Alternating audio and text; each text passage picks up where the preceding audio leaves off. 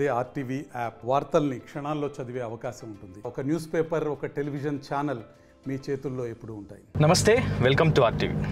ఆయన్ని దగ్గర నుంచి చూసిన వాళ్ళు ఆప్యాయంగా అన్న అంటారు, కొందరు మొండోడు అంటారు, ఇంకొందరు నియంత అంటారు, ఇంకొందరు ఫక్తు పొలిటీషియన్ అంటారు. ఎస్, ఉమ్మడి ఖమ్మం జిల్లా రాజకీయాల్లో తనకంటూ ఓ పేజీని తానే లిఖించుకున్న నేత పువ్వాడ అజయ్ కుమార్. ప్రస్తుతం పువ్వాడ అజయ్ కుమార్ ఖమ్మం లోక్సభ నియోజకవర్గ బీఆర్ఎస్ అభ్యర్థి నామా నాగేశ్వరరావు గెలుపు కోసం అవిశ్రాంతంగా శ్రమిస్తున్నారు. ఖమ్మం పార్లమెంట్ వ్యాప్తంగా, ప్రధానంగా ఖమ్మం నియోజకవర్గంలో మళ్ళీ తన క్యాడర్ను ఒకసారి తట్టి లేపే ప్రయత్నం చేస్తున్నారు. మరోసారి బీఆర్ఎస్కు అవకాశం ఇవ్వాలి అంటున్న ఆయన ఎందుకు ఆ ప్రాధాన్యత ఇవ్వాలో ఆయన మాటలు నేను తెలుసుకునే ప్రయత్నం. సార్ నమస్కారం, వెల్కమ్ టు ఆర్టీవీ. సార్, ముందుగా ఈ ప్రశ్నలన్నిటికీ ముందు కమ్యూనిస్టు నేత మీ తండ్రి గారు పువ్వాడ నాగేశ్వరరావు గారి ఆరోగ్యం ఏ విధంగా ఉంది అసలు? సో వార్ధక్యంలో ఉన్నారు. డెఫినెట్గా ఓల్డ్ ఏజ్లో ఉన్న సమస్యలు ఉంటాయి వారికి. లాస్ట్ ఇయర్ ఇదే టైంలో బాగా సీరియస్ అయ్యి హాస్పిటలైజ్ అయ్యి 25 days ఉండటం వల్ల కొంత ఆ ప్రభావం ఆయన మీద కనపడతా ఉంది. But anyways is a fighter. So warrior లాగా ఆయన తన జీవితాన్ని కొనసాగిస్తూ ఉంది. ఇటీవల కేసీఆర్ పర్యటనలో, ఖమ్మం జిల్లా పర్యటనలో మీ నాన్నగారి ఆరోగ్య పరిస్థితి గురించి కూడా కేసీఆర్ స్వయంగా ఆరా తీశారు. ఇరువురి మధ్య కొంత చర్చ, సంభాషణ కూడా జరిగింది. ఎలాంటి వాతావరణం ఉంది? అంటే పొలిటికల్గా ఏం జరగలేదు. వాళ్ళిద్దరు కొలీగ్స్ ఉండే ఒకే సమయంలో అసెంబ్లీలో నాన్నగారు ఎమ్మెల్యేగా ఉన్న సమయంలో ఆయన కూడా ఎమ్మెల్యేగా ఉండే, ఆయన ట్రాన్స్పోర్ట్ మినిస్టర్గా, తర్వాత కంటెంపరీస్గా పనిచేశారు. సో ఆ యొక్క బంధంతో, గత స్మృతులతోని వారు ఇక్కడికి వచ్చినప్పుడు నాన్నగారి ఆరోగ్యం బాగాలేదన్నప్పుడు తెలుసుకున్న సందర్భంలో పరామర్శించలేకపోయాను. కాబట్టి ఇంటికి వెళ్ళి పరామర్శించి ఒకసారి వారి యోగక్షేమాలు తెలుసుకుంటానని చెప్పారు. అంతవరకే ఆ విజిట్ పరిమితమైంది. కాంగ్రెస్ అధికారంలోకి వచ్చి 5 నెలలు కావస్తుంది. ప్రభుత్వ పాలన ఏ విధంగా ఉందో నేను అడగట్లేదు మిమ్మల్ని. చాలా స్పష్టంగా మీరు అధికారాన్ని కోల్పోయి 5 నెలలు అయింది. గతంలో వాడవాడ పువ్వాడ అంటూ ఖమ్మం నియోజకవర్గంలోనూ, ఖమ్మం జిల్లా రాజకీయాల్లోనూ గత దశాబ్ద కాలం పాటు మీ మార్కును, మీ ట్రేడ్ మార్కును చాటారు. కానీ గడిచిన 5 నెలల కాలంగా మీరు అధికారాన్ని కోల్పోయిన తర్వాత నిజంగా ఒక దశలో పువ్వాడ అజయ్ ఖమ్మం జిల్లా రాజకీయాలకు దూరం అయిపోయారు. ఆయన ఇంకా మళ్ళీ ప్రజాక్షేత్రంలోకి వచ్చే పరిస్థితి లేదని పెద్ద ఎత్తున ప్రచారం జరిగింది. కానీ అనూహ్యంగా మళ్ళీ మీరు తెర మీదకి వస్తున్నారు. ప్రస్తుతం పార్లమెంట్ ఎన్నికల్లో ప్రచారం చేస్తూ ఉన్నారు. ప్రజల స్పందన ఏ విధంగా ఉంది? అసలు ప్రస్తుత మీరు అధికారాన్ని కోల్పోయిన తర్వాత ఈ 5 నెలలు ఏం చేశారు? ఒకటి, బేసిక్గా అధికారం కోల్పోయిన తర్వాత కొత్త ప్రభుత్వం ఏర్పడిన తర్వాత కొత్త ప్రభుత్వానికి రీజనబుల్గా కొంత టైం ఇవ్వాలి. ఎస్, నేను ఓడిపోయిన సందర్భంలో కూడా నేను చెప్పింది అది. కొత్త ప్రభుత్వం 100 రోజుల సమయం వాళ్ళే అడిగారు. 100 రోజుల్లో హామీలు నెరవేరుస్తూ ఉన్నారు. అందుకని 100 రోజులు నేనేం మాట్లాడనని చెప్పాను. Okay. So I stood up to my word. So 100 రోజుల తర్వాత ప్రశ్నించడం మొదలుపెట్టాం. ఇవాళకి 150 రోజులు అయింది. పార్లమెంట్ ఎన్నికల్లో మళ్ళీ తిరుగుతూ ఉన్నాం. అయితే కేవలం మరి ఆ ఒక్క విషయాన్ని చూపెట్టి రాజకీయాలకు దూరం అయిపోతుంది. ఎందుకైతే దూరం? ఈ జిల్లా రాజకీయాలతో 5 దశాబ్దాలుగా మా కుటుంబానికి ఉన్న బంధం, ఇక్కడ ఉన్న ప్రజలతో పెనవేసుకున్న అనుబంధం, ఇది గెలుపోటములకి అతీతం. ప్లస్ గెలుపోటములకే ఆగిపోతుందని అనుకుంటలేను. మా ఫాదర్ కూడా గతంలో గెలిచారు, ఓడిపోయారు, అయినా మేము ప్రజలను వదిలిపెట్టలేదు. అట్లనే ఇప్పుడు కూడా ఆ ఓటమి తర్వాత అనేక మంది కావాలని చెప్పి ఏదో ఇక్కడ ఉండడు, వెళ్ళిపోతాడని, అదని ఇదని చెప్తే, మేము మాకున్న ప్రతిపక్షంలో మాకున్న పాత్ర ఏంటంటే ప్రజల పక్షాన పోరాడాల్సిన సమయం వచ్చినప్పుడు, అకేషన్ వచ్చిన ప్రతిసారి కూడా రావాల్సి వస్తుంది ప్రజల్లోకి, పార్టీ పిలిపించిన పెద్ద దాంట్లో.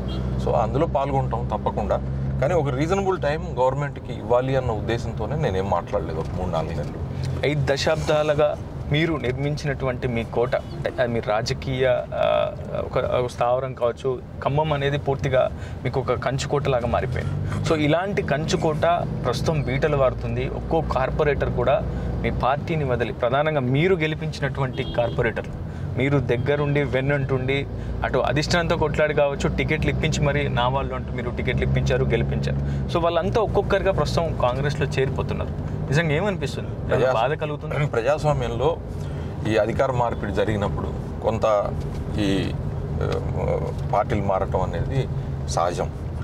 తర్వాత రెండోది మీరు అన్నట్లుగా ఎవరు రాజ్యాలు కోటలు ఇవన్నీ ఉండవు, ఇదంతా నాన్ సెన్స్. ఓకే, ప్రజాస్వామ్యంలో మనం ప్రజలు గెలిపించినప్పుడు ప్రజల కోసం పనిచేయాలి. ప్రజలు గెలిపించిన సమయంలో ప్రతిపక్ష పాత్రల సమయంలో ఉన్నప్పుడు కూడా మనం ఆ ప్రతిపక్ష పాత్రను కూడా పోషించాలి. ఇంతే తప్పితే కోటలు నిర్మాణం చేసుకోవటాలు లేకపోతే బీటలు వారటాలు ఏముండవు.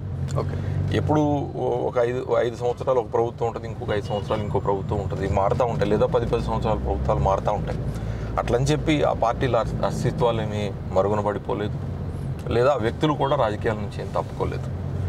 సో మన జిల్లాలో కూడా మనం ఇప్పుడు చూస్తున్న మంత్రులు 5-6 సార్లు ఓడిపోయినారు, 5-6 సార్లు గెలిచిన వాళ్ళు కూడా ఉన్నారు.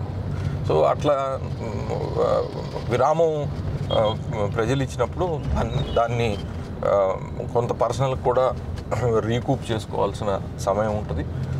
ఎప్పుడైతే అధికారంలో ఉంటామో నిరంతరంగా శ్రమిస్తూ ఉన్న సమయం అది. అప్పుడు కొంత దీని గురించి పట్టించుకోము, మనం ఫ్యామిలీ గురించి పట్టించుకోము, హెల్త్ గురించి పట్టించుకోము.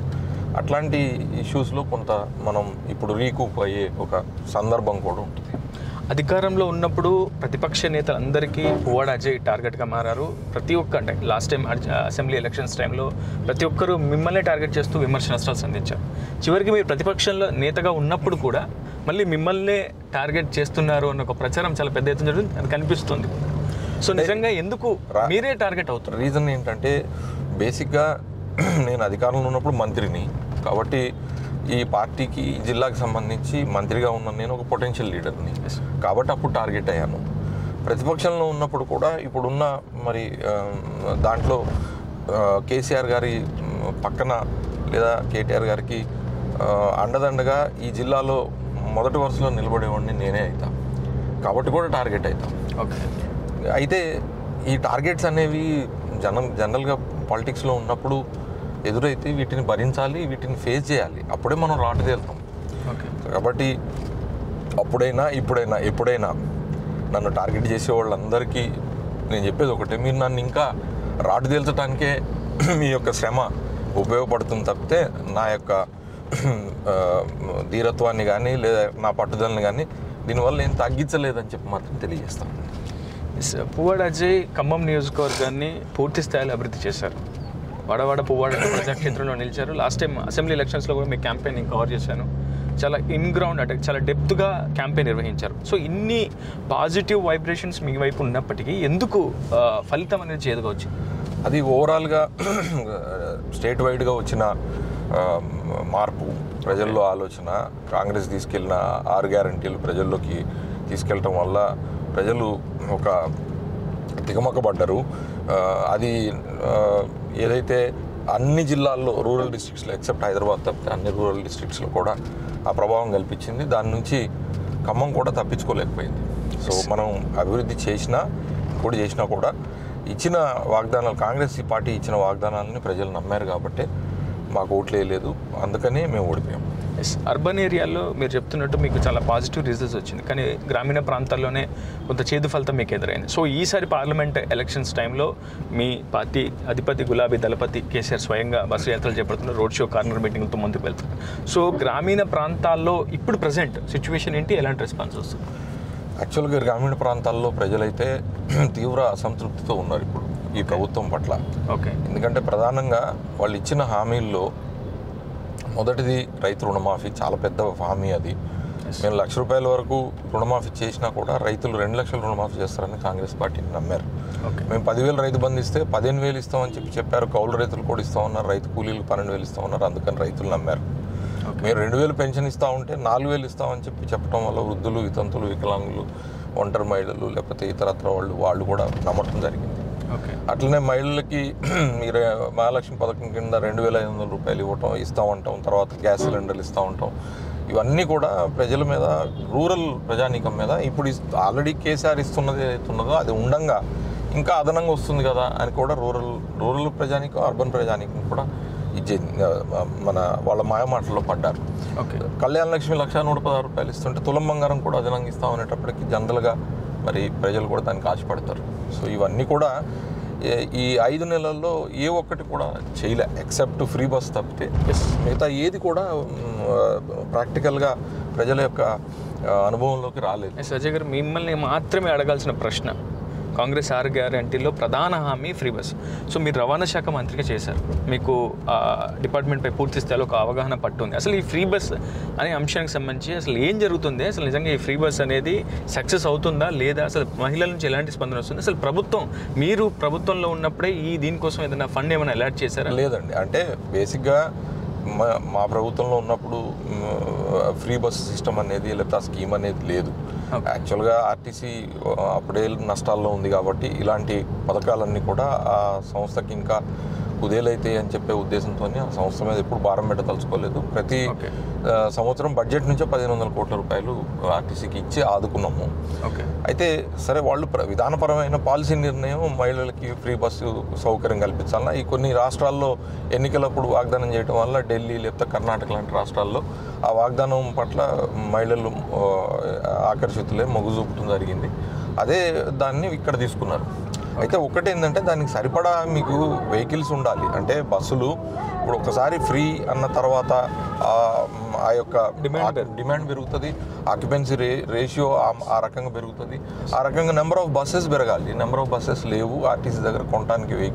వెహికల్స్కి సరిపడా బడ్జెట్ లేదు, అది ఆల్రెడీ ఇబ్బందుల్లో ఉన్న సంస్థ కాబట్టి ఈ ఫ్రీ బస్ సిస్టమ్ పెట్టిన తర్వాత ఈ మహిళలు ఇట్లా సీట్ల కోసం కొట్టుకోవటం లేకపోతే అనేక వీడియోలు మనం చూసాం.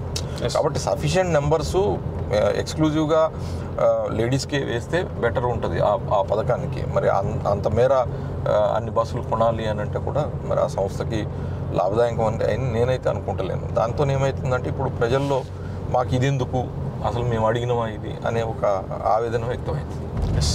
ఇతర జిల్లాలతో పోలిస్తే ఉమ్మడి ఖమ్మం జిల్లా నుంచి 3 మంత్రులు ప్రాతినిధ్యం వహిస్తున్నారు. సో ఖచ్చితంగా అధికార మార్పిడి తర్వాత మీరే అన్నారు, ఖచ్చితంగా కొంత చేరికలు అనేటివి అటు ఇటు సాగుతూ ఉంటాయి, సర్వసాధారణం అని చెప్పుకోవచ్చు. కానీ ప్రస్తుతం బీఆర్ఎస్ టార్గెట్గా, అంటే క్షేత్రస్థాయిలో ఒక వార్డు మెంబర్ కూడా బీఆర్ఎస్ పార్టీలో ఉండలేని పరిస్థితి నెలకొంది. ప్రస్తుతం అటు 3 మంత్రులు కూడా చాలా హై ఫోకస్ చేస్తున్నారు, చేరికలపైన ప్రధాన దృష్టి. ప్రధానంగా బీఆర్ఎస్ అనేది క్లీన్ స్వీప్ చేయాలి, ఇక్కడ పార్టీ ఉనికినే ప్రశ్నార్థకంగా మలిచే ప్రయత్నం జరుగుతుంది.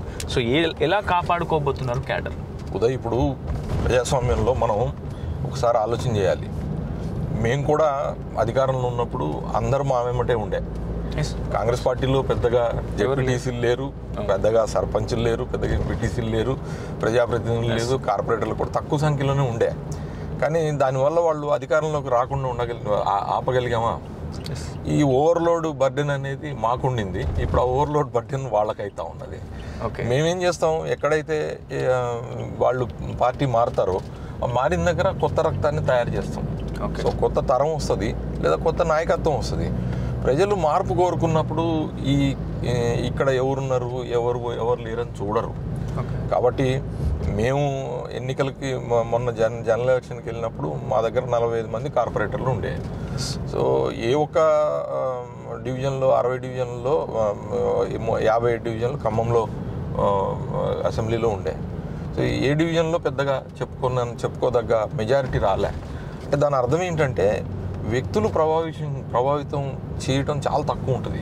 జనరల్ ఎలక్షన్స్కి వచ్చేటప్పటికి విధానపరమైన నిర్ణయాలు, తర్వాత పార్టీలు ఇచ్చే హామీలు, దాంతోపాటుగా పథకాలు, వాటిని బట్టే ప్రజలు ఓట్లేస్తారు. అయితే పార్టీ క్యాడర్ ఉండాలి, డెఫినెట్గా ఉండాలి. కాబట్టి వాళ్ళందరూ కూడా మనం మంచి క్యాడర్ని మనం తయారు చేసుకుంటానికి ఈ 4 ఏళ్ళు సరిపోతుంది మనకి. So we will work on it. డెఫినెట్గా మళ్ళీ పార్టీని రీకూప్ చేయడం కోసం అని చెప్పి కొత్త తరాన్ని, కొత్త నాయకత్వాన్ని తయారు చేయడం కోసం ఇది ఒక మంచి అవకాశం లభిస్తుంది. ఎట్లా ఎదుర్కోబోతున్నారు అజయ్ గారు? ఎందుకంటే ఒకవైపు కవిత అరెస్ట్ అయిపోయింది, కేసీఆర్ గారు ఒంటరి పోరు చేయాల్సిన పరిస్థితి కనిపిస్తుంది, కేటీఆర్, హరీష్ రావు వాళ్ళ ప్రయత్నం వాళ్ళు చేస్తున్నప్పటికీ కొంతమంది నేతలు ఇప్పటికే పార్టీని వీడి వెళ్ళిపోతున్నారు. మీ పార్టీ ఎమ్మెల్యేలుగా ఒక్కొక్కరు కూడా పార్టీని వీడి వెళ్ళిపోతున్నారు. ఒకవైపు బీజేపీ చాలా జెట్ స్పీడ్లో దూసుకొస్తుంది.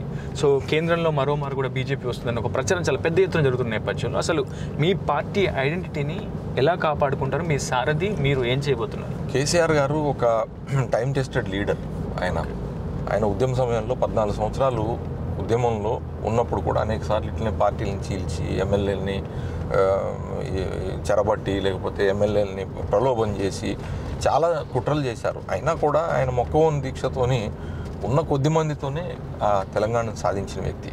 ప్లస్ రెండోది, ఆ సమయంలోనే జైలుకి వెళ్ళిండు, ఆ సమయంలోనే నిరాహార దీక్ష చేసి కఠినమైన పరిస్థితులను ఉద్యమ సమయంలోనే చూసిన వ్యక్తి కాబట్టి ఈ రాష్ట్రాన్ని సాధించినప్పుడు ఆయనకి ఎదురైన అనుభవాలన్నింటినీ కూడా మళ్ళీ ఈ కఠిన సమయంలో ఆయన తప్పకుండా బయటపడటానికి పాత అనుభవాలు డెఫినెట్గా పనిచేస్తాయి. ప్లస్ రెండోది ఏంటంటే కేసీఆర్ గారు ఒక పట్టుదల ఉన్న మొండి వ్యక్తి. సో ఈ సమయంలో డెఫినెట్గా ఆయన 70 సంవత్సరాల వయసు, ఆరోగ్యం సహకరించకపోయినా, తుంటితో విరిగి సర్జరీ అయినా చేతికర్రతో బయలుదేరి బస్సు యాత్ర ఈ 45 డిగ్రీల టెంపరేచర్ 46 డిగ్రీల టెంపరేచర్లో ఆయన ఈ రకంగా ప్రజల్లో తిరగటం అనేది ఆయన యొక్క సంకల్ప బలానికి మరో నిదర్శనం. కాబట్టి నాకు తెలిసి కేసీఆర్ గారు వీటన్నిటిని అధిగమిస్తారు. డెఫినెట్గా కవిత గారు అరెస్ట్ కానీ, లేకపోతే నమ్ముకున్న నాయకులు పార్టీని విడిచిపోవటం కానీ, ఇవన్నీ ఆయన మొరేల్ దెబ్బతీయటానికి చేసిన ప్రయత్నం బీజేపీ కానీ కాంగ్రెస్ కానీ. బట్ వాటన్నిటిని కూడా గట్టిగా ఎదుర్కొని బయటపడి ముందుకు పోతాను, ప్రజల పక్షాన్ని నిలబడతానని చెప్పి కేసీఆర్ గారే చెప్తున్నారు. కాబట్టి ఈ 5 నెలల్లోనే దానికి సంబంధించి ప్రజల్లోకి ఆయన వస్తున్నప్పుడు మళ్ళీ ఆ స్పందన, మళ్ళీ యువకులు కేరింతలు కొడుతూ ఉన్నారు. మళ్ళీ గ్రామీణ ప్రజానీకం నుంచి అర్బన్ ప్రజానీకం వరకు తండోపతండాలుగా ఆయన రోడ్ షోని సక్సెస్ చేస్తూ ఉన్నారు. కాబట్టి డెఫినెట్గా కేసీఆర్ గారికి ఆ యొక్క సామర్థ్యం ఉంది. మళ్ళీ పార్టీని రీబిల్డ్ చేసి తప్పకుండా మళ్ళీ అధికారంలోకి రావడానికి ఆయన శక్తియుక్తులన్నీ ఉపయోగపడతాయని భావిస్తాను. మీ ప్రిడిక్షన్ ఏంటన్నా, అసలు ఎన్ని సీట్లు మీరు గెలిచే అవకాశం ఉందనుకుంటున్నారు? 8 నుంచి 10 సీట్ల మధ్యలో మేము గెలిచే అవకాశాలు ఉన్నాయి. మంచి ప్రాస్పెక్ట్స్ ఉన్నాయి. ముందేదో బాగా ఏదో తక్కువ అంచనా వేశారు, కానీ క్షేత్రస్థాయిలో ఇంత వ్యతిరేకత ఉంది ప్రజల్లో కాంగ్రెస్ పార్టీ పట్ల, ప్రభుత్వం చేయని అమలుపరచిన హామీల పట్ల అనేది వాళ్ళు లేటుగా తెలుసుకున్నారు. యాక్చువల్గా కేసీఆర్ గారు బస్సు యాత్ర మొదలుపెట్టిన సమయంలో ఇప్పటికీ ఈ 10 రోజులు జరిగిపోయిన దాంట్లో చాలా మార్పు ఉంది కదా, మనమే చూస్తూ ఉన్నాం. కాబట్టి మీరు కూడా ఒక సైలెంట్ అండర్ కరెంట్ అయితే ఉంది ఇప్పుడు. ఖచ్చితంగా అధికారం ఒక అండర్ కరెంట్ ఉంది. ప్రజలు ఒకసారి గట్టిగా వాళ్ళ యొక్క అసంతృప్తిని వ్యక్తం చేయడం కోసం ఈ పార్లమెంట్ ఎన్నికలను ఉపయోగించుకుంటారని నేను భావిస్తున్నాను. నేను నిజంగా చూడాలి మరి ప్రజలు ఎటువైపు మద్దతు పలుకుతారు, ఎటువైపు ఉంటారు ఏంటనేది చూడాల్సి ఉంది. ఖచ్చితంగా లోక్సభ ఎన్నికల పోలింగ్కు సమయం సమీపిస్తున్న వేళ పూర్తిగా బీఆర్ఎస్ నేతలంతా కూడా క్షేత్రస్థాయిలో పర్యటనలు జరుపుతున్నారు. అటు అభ్యర్థుల గెలుపు కోసం అవిశ్రాంతంగా శ్రమిస్తున్నారు. ఒకవైపు కష్టకాలంలో పార్టీకి అండగా ఉండేందుకు స్వయంగా మాజీ మంత్రి పువ్వాడ అజయ్ కుమార్ కూడా క్యాడర్లో ఉత్తేజం నింపేందుకైతే తన వంతు బాధ్యతగా తన ప్రచారం నిర్వహిస్తున్నారు. ఇది video national reporter Uday, RTV Khammam నుంచి. నమస్తే అండి. ఇది వ్యాపారం గురించి కాదు, ఓటు గురించి. ఎన్నికల్లో ఓటు వేయడం మన హక్కు మాత్రమే కాదు, కర్తవ్యం. ఎంతో మంది మహా నేతలు శ్రమించి ప్రాణత్యాగం చేసి ఈ అవకాశాన్ని మనకిప్పించారు. అందరూ ఓటు వేద్దాం. ఎందుకంటే ఓటు హక్కు ఊరికే రాదు. నా ఓటు ఎవరికో తెలుసా? అది సీక్రెట్ అండి.